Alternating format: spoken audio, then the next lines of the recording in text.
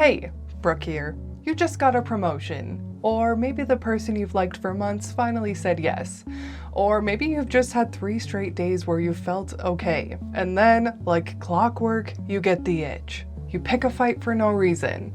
You miss an important deadline. You push people away or say hurtful things for no reason. You are self-sabotaging. To the rest of the world, it looks like a disaster, but to your brain, it's a safety protocol. It's a desperate attempt to return to a baseline that feels right, even if that baseline is a house on fire. To understand the why, we have to talk about the psychological thermostat. Psychologist Gay Hendricks calls this the upper limit problem. He argues that we have an internal setting for how much love, success, and creativity we allow ourselves to enjoy. When you exceed that limit, when you become too happy, your nervous system sees that joy as unfamiliar. And in the language of evolution, unfamiliar means dangerous. Your brain triggers a state of high arousal that feels very similar to anxiety. To lower the temperature back to your comfort zone, you create a problem. You break the very thing that made you happy so you can stop feeling the pressure of being okay. You aren't failing, you're just trying to get the room back to 68 degrees.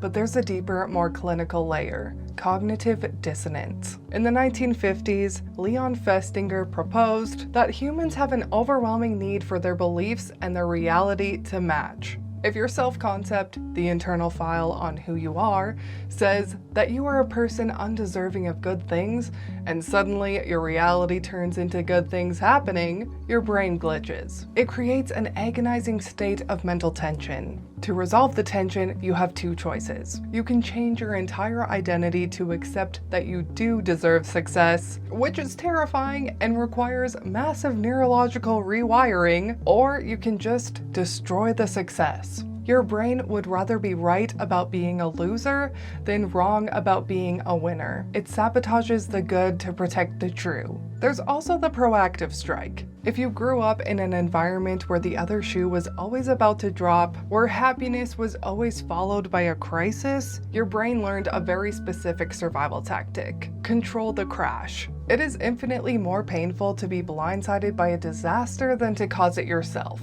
If you ruin the relationship now, you don't have to wait in agony for them to leave you later. You're jumping before you can be pushed. In the twisted logic of self-sabotage, certainty is always better than hope. Because hope has a wait time, and your nervous system is way too exhausted to wait for the blow. Finally, we have to look at your implicit beliefs. These are the shadow files that were installed in your early childhood. If you were constantly told that you were the difficult child or the quiet one, you might be subconsciously sabotaging any behavior that contradicts that label. You aren't being lazy or destructive, you're being loyal. Loyal to a version of yourself that died 10 years ago, but still holds the password to your dopamine receptors. So, if you've ever looked at a beautiful life and had the sudden urge to set it on fire, take a deep breath. You aren't broken, you're just operating on an outdated map. You are trying to protect a self that doesn't need protecting anymore. So, the next time you feel the itch to ruin everything, try sitting with the discomfort of being okay. It feels like a threat, but it's actually an upgrade that you deserve. Anyway, thanks for stopping by the Brook of Knowledge. Make sure you handle your successes carefully, okay? Like what your weird brain just learned, hit subscribe. Oh, you didn't? Well, that's okay. I know you're just self-sabotaging. I'll get you eventually.